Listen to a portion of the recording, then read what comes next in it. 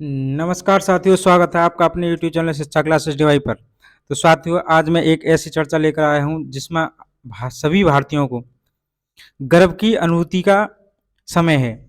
क्योंकि साथियों, इस समय भारत के द्वारा या भारत की कंपनी के द्वारा भारत का पहला बम वर्षक यूएवी विमान को बनाया या विकसित किया गया है।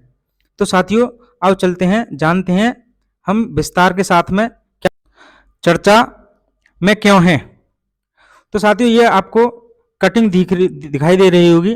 टाइम्स ऑफ इंडिया की कटिंग है। कंट्रीज फर्स्ट इंडोजीनियस बम्बर यूएवी अनविल्टेड, अर्थात बेंगलोर में पहले स्वदेशी बम वर्षक यूएवी का अनावरण किया गया है। यानी कि ये जो कंपनी है वो बेंगलोर में इसका अनावरण किया गया है। आपको जैसा कि फाइल फोटो दिखाई दे रहा होगा। इसमें चर्चा में क्या है, तो भारत के रक्षा और एयर स्पेस प्रौद्योगिकी में अग्रणी कंपनी है। इस कंपनी का नाम है फ्लाइंग वेज डिफेंस। क्या नाम है?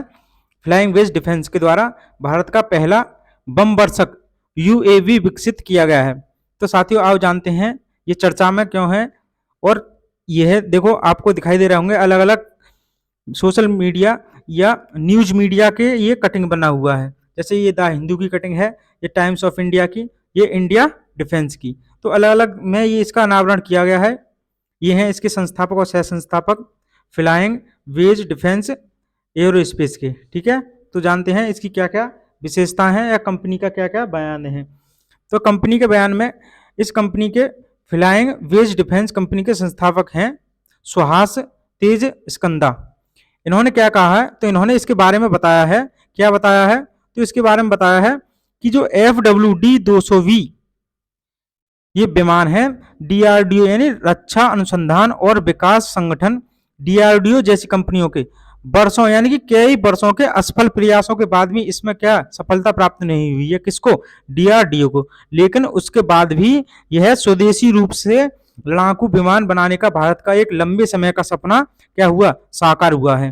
तो साथियों, इसके बयान में इन्होंने कहा है, किसने? तो संस्थापक सुहास तेजंदा ने, कि इसे डीआरडीओ के द्वारा काफी लंबे समय से बनाया जा रहा था, लेकिन उन्हें हर समय क्या कर मिल रहा था?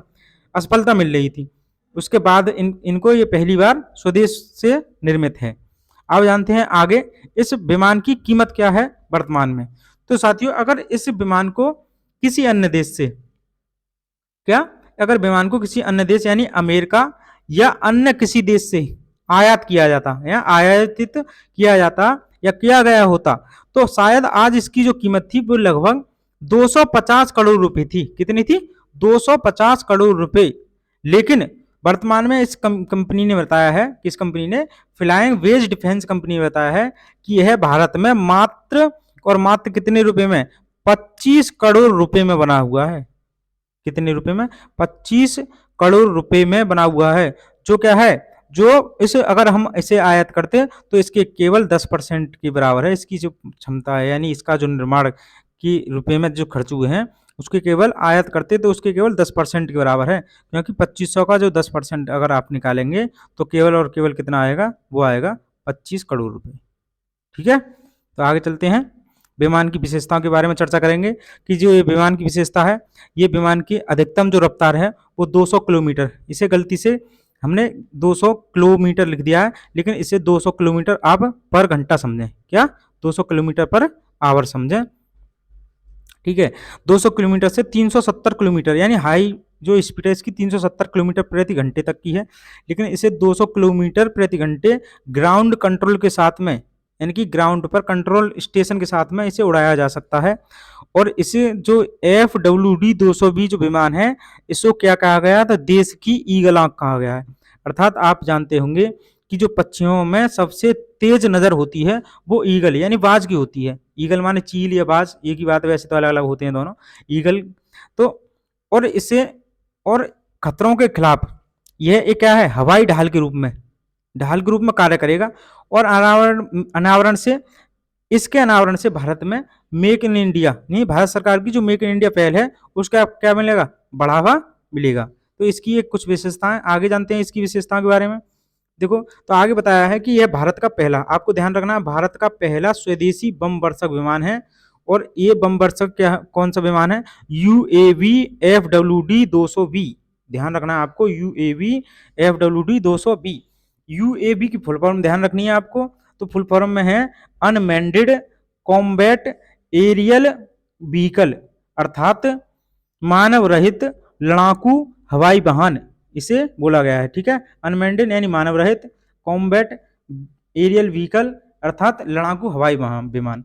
इसे मेल के रूप में भी जाना जाता है। आपसे अगर पूछा जा सकता है परीक्षाओं में कि यूएवी एफडब्ल्यूडी का अन्य नाम, या मेल किसे, मेल MELE लिखा हुआ आएगा, या मेल किस रूप में जानते हैं तो मेल हम किस विमान को जानते हैं? यूएवी विमान को जानते हैं। और मेल की अगर फुल फॉर्म पूछ लिया है तो हिंदी में इसकी फुल फॉर्म है मध्यम ऊंचाई, यानी जो ना तो ज्यादा हाइट पर उड़ सकता है और ना ही कम हाइट पर। तो ये कैसी ऊंचाई है इसकी? मध्यम ऊंचाई। और लंबी धीरज क्षमता, यानी धीरज क्षमता कैसी है? लंबी धीरज क्षमता। अगर हम इसी को मेल की फुल फॉर्म इंग्लिश में पूछें तो मीडियम एल्टीट्यूड है इसका, और लॉन्ग एंडोरेंस है, अर्थात धीरज क्षमता कैसी होगी? इसकी लॉन्ग होगी। ठीक है, आगे और इसके बारे में क्या विशेषताएं हैं? तो इसके बारे में विशेषता है कि जो FWD 200B है, इसकी जो पेलोड क्षमता है, पेलोड क्षमता का मतलब होता है कि विमान कितने वजन को अपने साथ में हवाई यात्रा में अपने साथ उड़ा के ले जा सकता है। तो ये कितना बारूद लेके जा सकता है? तो 100 किलोग्राम बारूद को ले जा सकता है, अर्थात इसकी पेलोड क्षमता कितनी है? 100 किलोग्राम वजनी इसकी पेलोड क्षमता है। ठीक है, और इस विमान में मानव रहित हवाई प्रणाली क्या है? मानव रहित हवाई प्रणाली में ऑप्टिकल निगरानी पेलोड भी शामिल है, अर्थात बिना मानव के यह ऑप्टिकल निगरानी कर सकता है। और इसमें सटीक हवाई हमलों के लिए, यानी कि अगर कोई भी विदेशी हम पे हवाई हमला करता है तो उसमें हवाई हमलों के लिए सटीकता के साथ में, किसके साथ में? सटीकता के साथ में मिसाइल हथियार से भी लैस होगी। ये जो मिसाइल, ये विमान है, ये किससे लैस होगा? मिसाइल हथियार से भी लैस होगा।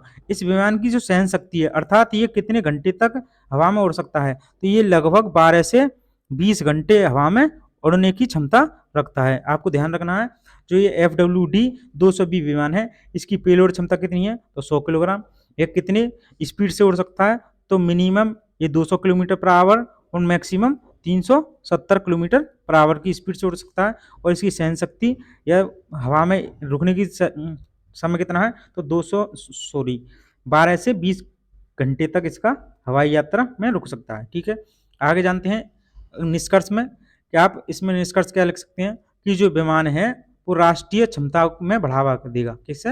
राष्ट्रीय जो हमारी क्षमता है, यानी कि रक्षा क्षमता, उसमें बढ़ावा देगा। और भारत की आयात, यानी आयात करने की क्षमता को कम करेगा। अर्थात हम मान लो कि हमारा जो देश है किसी अन्य देश से क्या करता है? आयात करता है। तो भारत किसी अन्य देश से जब आयात करता है तो हमें जो आयात करने पर हमें मुद्रा में ट्रांसफर करना होता है, डॉलर में। किसमें? डॉलर में हमें पेमेंट करना होता है। और जो जब डॉलर में पेमेंट करते हैं तो हमारे जो फॉरेन रिजर्व होता है, यानी विदेशी मुद्रा भंडार, उसको उस पर क्या करता है? हमारा प्रभाव पड़ता है, यानी कि वो हमारा नीचे जाता है। और नीचे जब जाता है तो हमारा फॉरेन रिजर्व नीचे जाने से हमारी जो अर्थव्यवस्था है उस पर फर्क पड़ता है। और जब फर्क पड़ता है, अगर हम यही आत्मनिर्भरता प्रत्येक क्षेत्र में, यानी प्रत्येक सेक्टर में ला सकेंगे, तो हमें जो ये डॉलर है इसको बाहर भेजने की आवश्यकता नहीं पड़ेगी। और आवश्यकता नहीं पड़ेगी तो हमारा फॉरेन रिजर्व क्या रहेगा? हमारा फॉरेन रिजर्व भी बढ़ जाएगा। अर्थात भारत की जो मेक इन इंडिया पहल है उसको मजबूती प्रदान होगी। और भारत सरकार के द्वारा, आपने पहले देखा होगा कि भारत सरकार के द्वारा पहले आत्मनिर्भरता की ओर, यानी आत्मनिर्भरता की ओर बढ़ने के लिए कदम, यानी आत्मनिर्भरता की तरफ एक नारा दिया था कि हमें आत्मनिर्भर बनना है प्रत्येक क्षेत्र में। ठीक है, जब आत्मनिर्भर हमें बनना है प्रत्येक क्षेत्र में तो हमें क्या करना होगा? स्वतः ही प्रत्येक वस्तु की, चाहे वो रक्षा से संबंधित हो या हमें किसी खेलकूद से संबंधित हो या किसी भी हमें खान पीन से संबंधित हो, हमें प्रत्येक वस्तु को या प्रत्येक रक्षा विशेषज्ञ या रक्षा से संपन्न किसी विमान को हमें अपने यहाँ ही क्या करना होगा? बनाना होगा, जिससे हमें आत्मनिर्भरता बनेगी। और इस आत्मनिर्भरता से हमारा जो भारत है वो एक ऊपर की ओर दिशा की ओर ले जाएगा। ठीक है, तो आपको ये वीडियो कैसी लगी? आप इस वीडियो में अपना